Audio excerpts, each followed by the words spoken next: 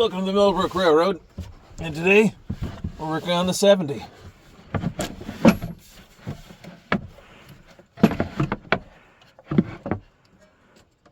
I have to take the top off here, the cover off, and replace the traction motor.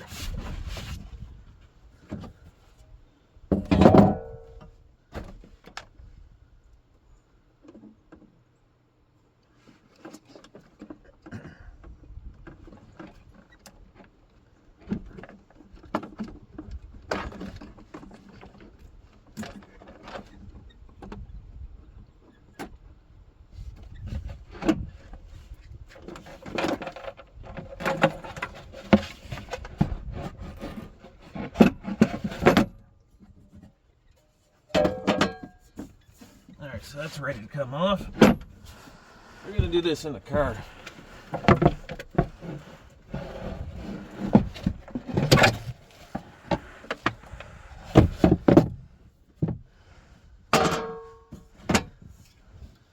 I'll change the camera angle so you can see what we're doing. So I got to get in here and take these two bolts out. I think they're metric actually. And I got to pull the traction motor out, change the connector, which is right back here. Pull the wires out. Yeah, there's a little bit of stuff that's got to be done. We've got the wire going underneath the battery here, right here. That's the traction motor lead, and of course the connector, which is up in the cab here. If I can get it with my fingers.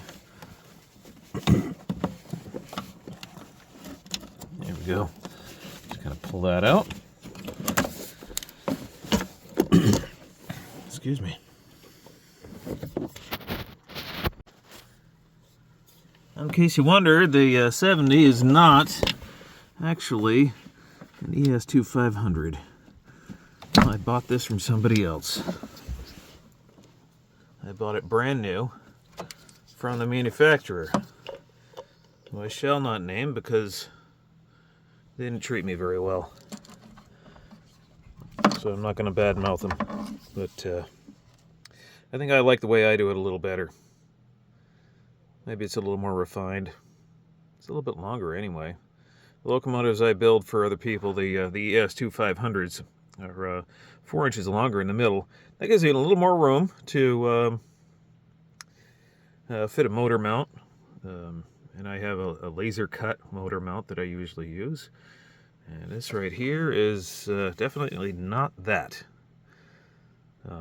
It's not terrible, but it's not that. I've had to weld it in place because it was held on by a screw down, not in a bolt down here in this corner, not in a bolt down there in that corner, and then there were two more in the back. They were also holding it in by not in a bolt, and I got tired of it loosening up all the time, and I just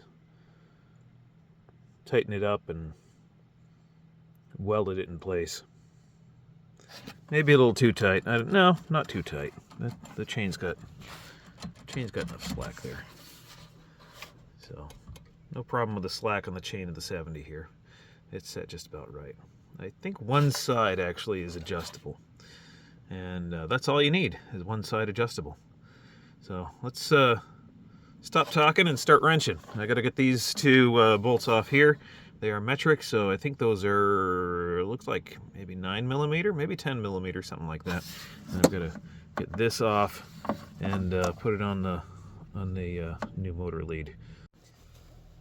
And I'll get in here with my 10mm wrench, which is just the right size.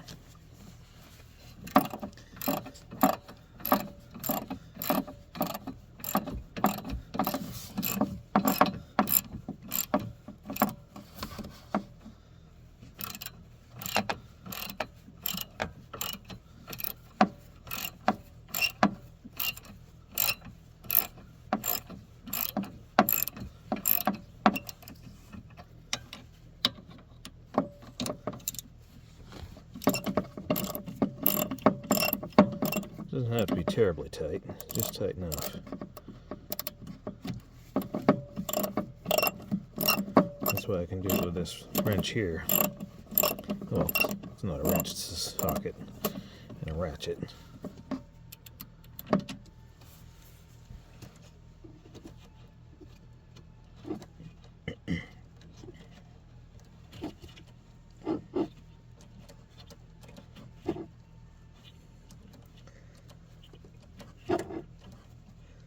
That's a long enough screw.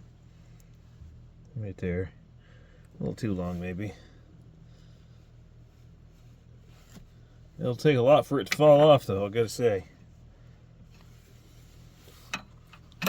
Take a lot for it to come out.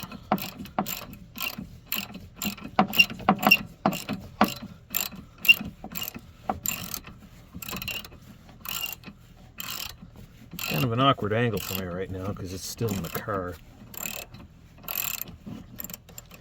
There we go.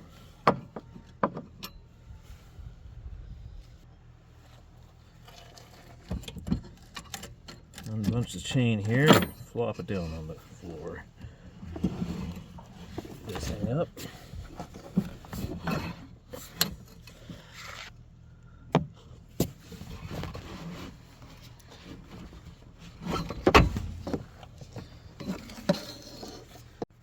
This old traction motor has seen its better days. It's gotten really super hot a number of times, and well, let's say it's time to retire it.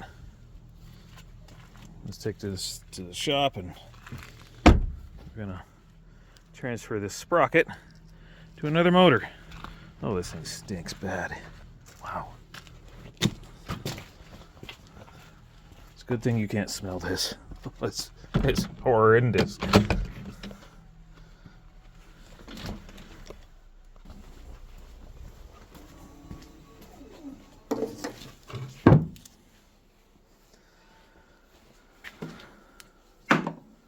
So you can see all the smoke stains on it. Until it smoked out this direction. And, well, basically all over it. This thing is spent. Definitely gotten my use out of it. But we're going to have to take this sprocket here. Let's see, do we have a... Yeah, we have a set screw on this side and this side, and we're going to transfer this from here over to here. I'll loose that grub screw there. Got one opposite that one. I'll loose that grub screw right there. And now I have to hold this from moving while I undo this right here, and that's a left-hand thread. I have to remember that. That's a left-hand thread. Okay, this set to take off a right-hand thread. There we go. Now it's set to take off a left-hand thread. And it is 12 millimeters.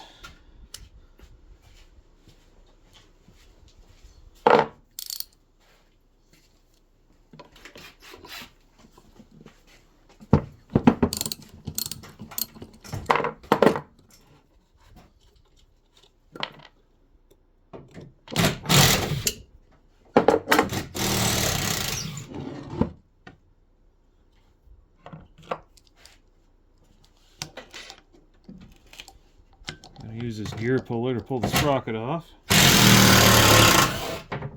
Sorry.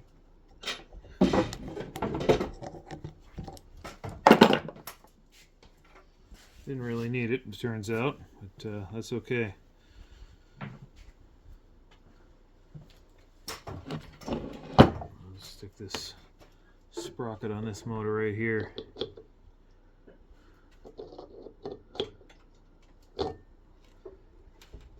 Let's see, we've got these set screws. Okay, they're turned out enough, they're not getting in the way.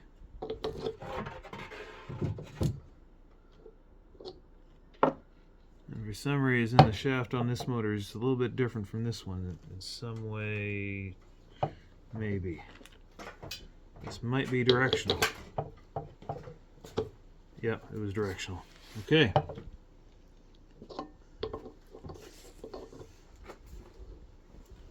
means, okay.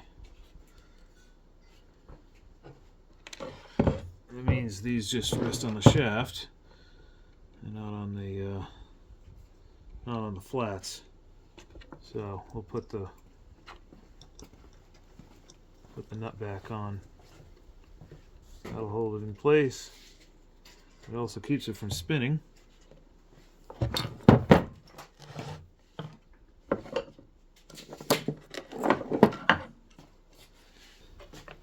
going to put the sprocket back on here. Same way it came off. Same method of attaching it. Hold this. Crank it on. There we go. That's just enough.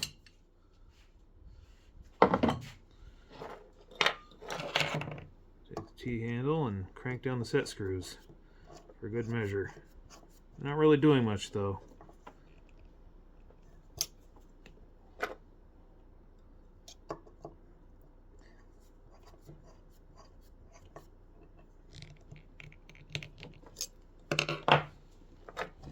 Go. Now for the Anderson power poles, I soldered the connectors on, which I don't normally like to do, but I didn't have a good crimper down here, but I did end up crimping in the vise. Crimped those after I soldered them. So yeah, I wouldn't do that for a customer. I'll do that on my own. So I put the power pole back together. We're all set with that part. Now I gotta go put this in the locomotive.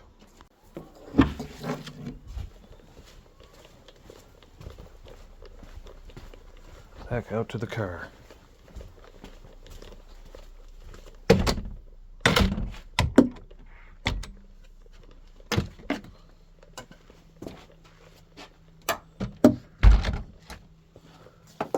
Alright, the best thing about having this in the car is this motor doesn't stink like the other one did. Because I didn't burn this one up yet. I'm not going to either.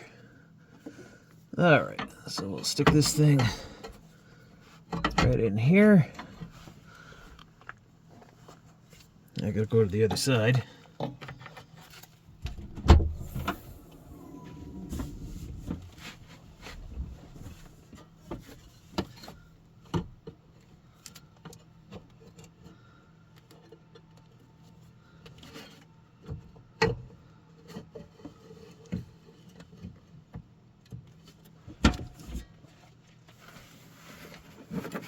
Grab the chain off the floor.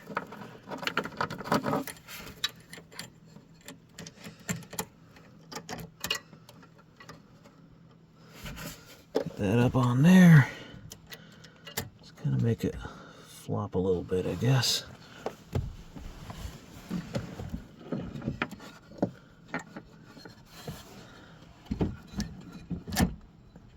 Okay. Yeah.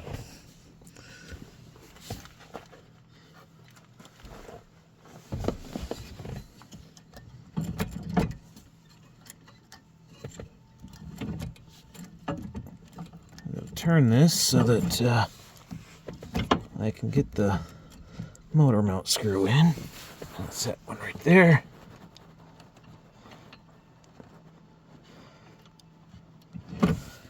This isn't working very well. Not from this angle.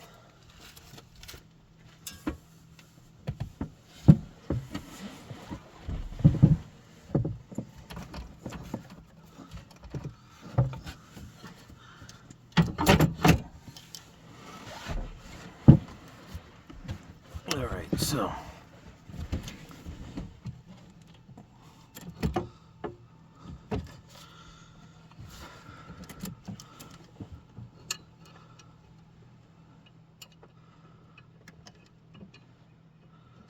somewhere in there, there's a hole for that. This is why I changed the mount, because I can't really get it in very easily here. That's why I changed the mount on the ES2500s. something that's much easier to service.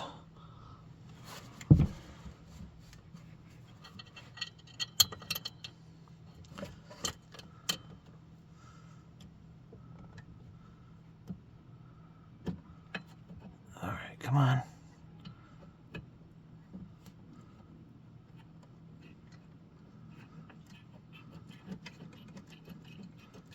There we go. So that one's started. This is probably best done not in the car. This is not the easiest or best place to work on a locomotive, but it's here right now. And so this is what I'm attempting.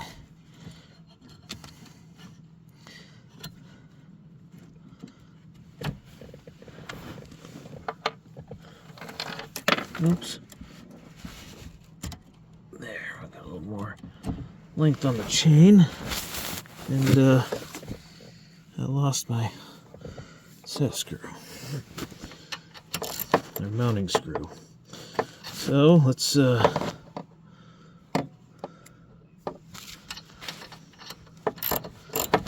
this to tighten.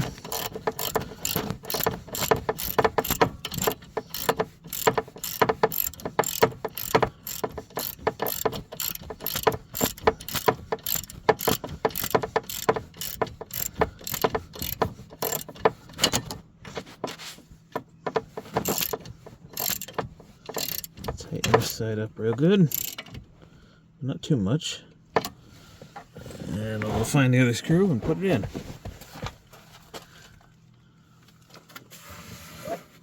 And it underneath.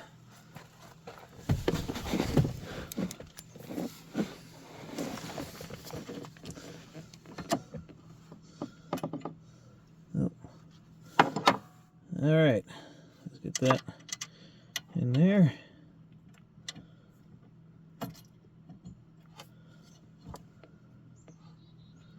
And that should do it. There we go. We got the thread started.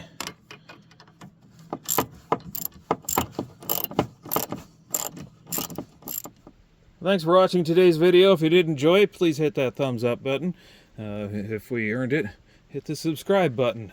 And of course, if you want to support the channel in a more substantial way, and oh, look at that, it's beautiful in the sunlight. Anyway, you can always go to Patreon and join us over there. We've got a growing community, patreon.com/Mill Brook Railroad. That's patreon.com/Mill Brook Railroad, or you could always become a channel member. And the algorithm thinks you'll like one of these videos right here. Thanks for watching.